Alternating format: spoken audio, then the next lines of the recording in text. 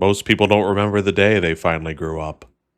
But for me, I remember it clearly. I was at a gas station getting a refill on my drink when I was struck by the feeling that I was now an adult.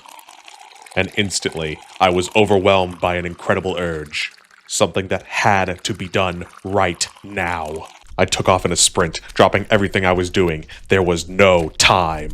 The moment I turned 5 billion years old and officially became a boomer, my life only had one purpose.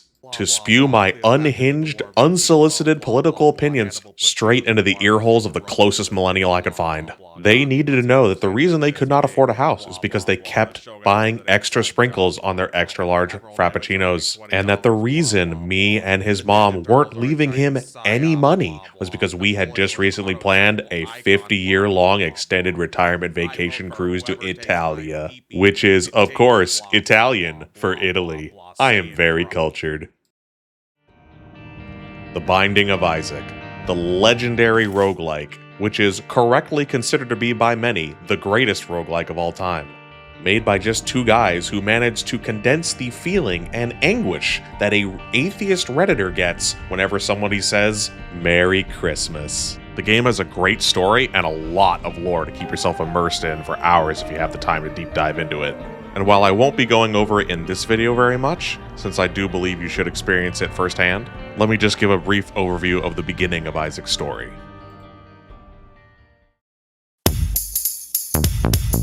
This is a story all about how Isaac's life got flipped, turned upside down. So I'd like to take a minute, just sit right there, and I'll tell you how he escaped from his mom by a hair.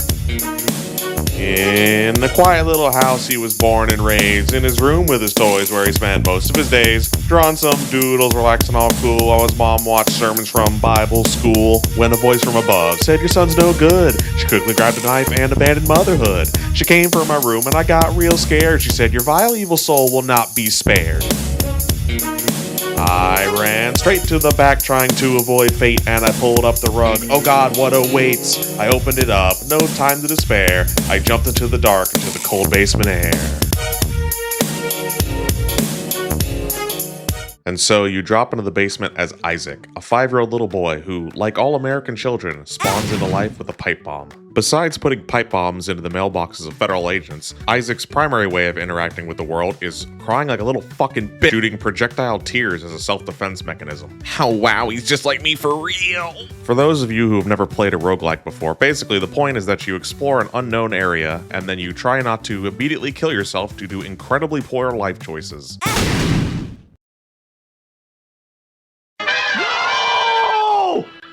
Yo, holy shit, he dead! But if you do die, then you are able to instantly respawn back at the start with a whole new world to explore and new enemies to fight. But the Binding of Isaac is built fucking different, baby, and I'm gonna tell you why.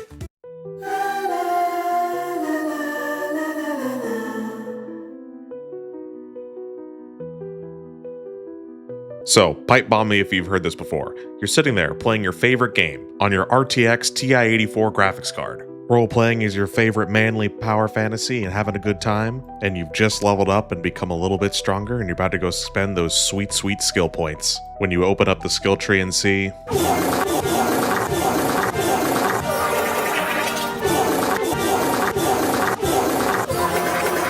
What the f*** are these limp dick ass buffs? These do not shake up gameplay in any way whatsoever. They amount only to a, I guess I'll pick this one sort of mentality. And quite frankly, they're just boring. The Binding of Isaac has an absolutely astronomically huge pool of different buffs, abilities, and tools at your disposal.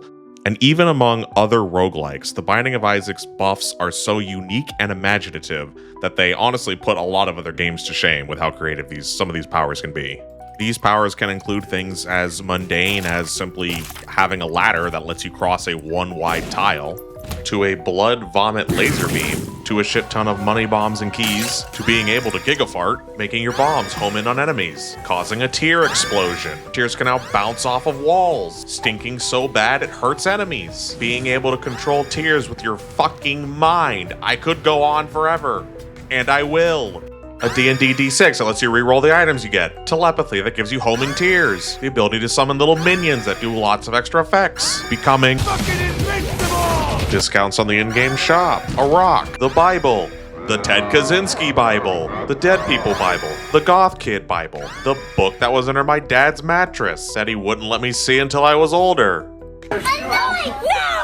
The variety is staggering, and it means that every time you go into a buff room or a shop, you have the chance to completely change the way your run is being played. Let's take the Stompy ability as a good example. You can get this effect from a multitude of different sources, and what it does is that it allows you to instantly break a destructible object upon walking into it, essentially make them not exist anymore, and allows you to traverse a level freely as long as the objects aren't indestructible or a bottomless pit, as well as allowing you to freely break items that would normally require the use of a bomb, giving you better access to things that you can get by destroying destructible items, and as well as trivializing some traps and puzzles you find along the way.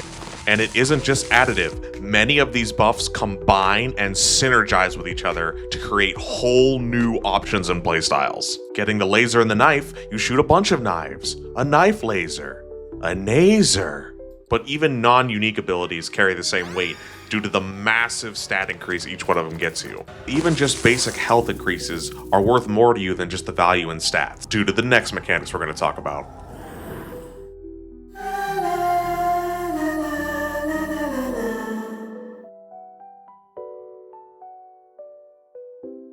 Gambling. Everyone loves it. Kids love gambling, women love gambling. I'm literally pissing, shitting, and shaking thinking about the next time I get to gamble. Of course, I'd be able to gamble more often if my damn kids didn't keep trying to spend time with me and need to eat. Come on, baby, come to Papa, come to Papa. No, you fucking bitch, I'll pay the alimony after I'm done gambling. The game utilizes a heart-based health system like many other games, with each piece of health acting as a separate health bar, preventing one hit from taking you down more than a set amount. But this also allows the game to utilize health in a different way, as currency. By accessing a devil room, or a spiked door room, or utilizing a spiked pit room, the game forces you to make the choice between more health or potentially really good buffs. But it's not just the examples I've listed out here. The game forces you to stop and weigh your options constantly, making choices that will snowball both negatively and positively for the rest of the run. It's awesome. God, I love gambling.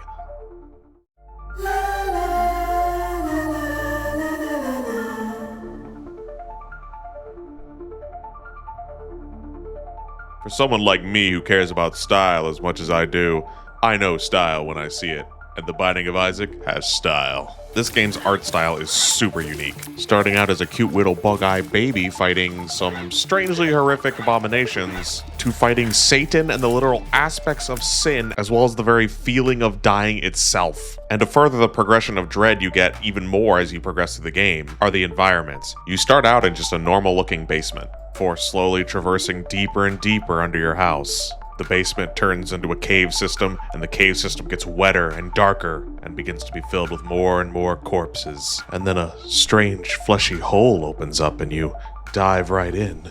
And then you wake up in a, oh God, this is horrible.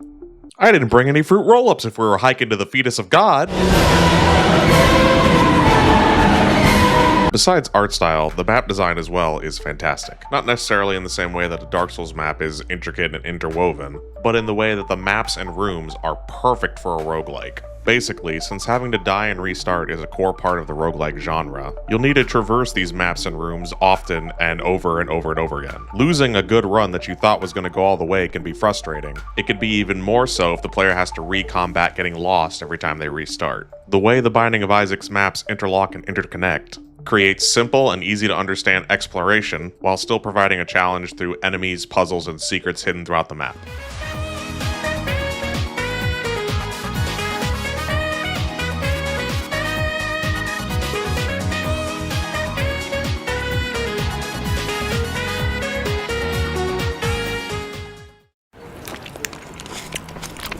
Hey you, can you keep a secret? Look what I got in my hand right now.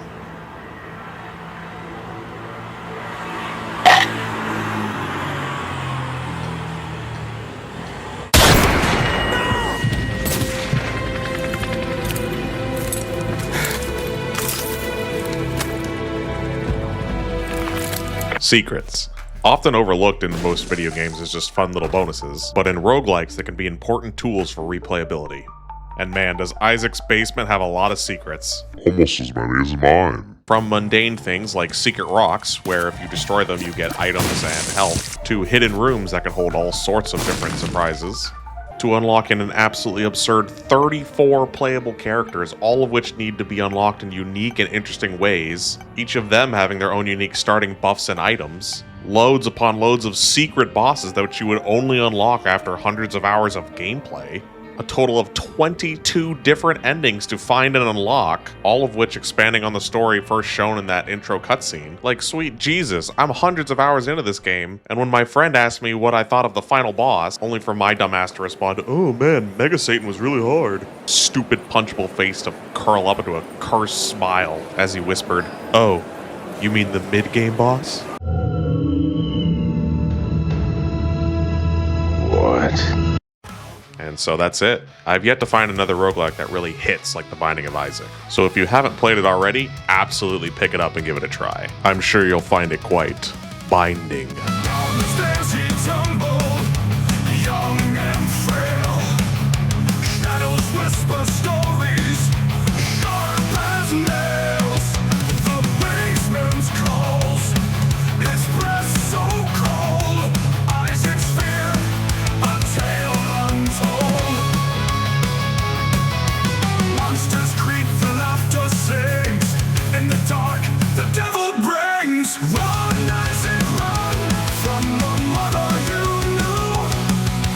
Fight through the sins, break the chains in two. Face the angels, the horsemen, the beast in the air. Isaac's heart is stronger, he's no longer scared.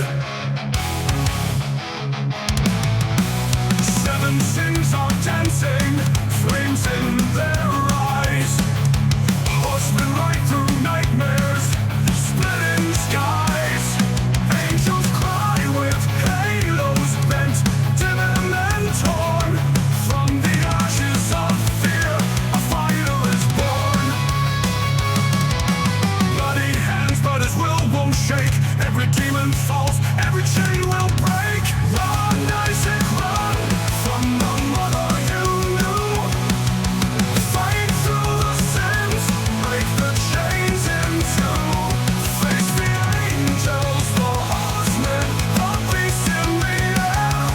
Isaac's heart is stronger, he's no longer scared.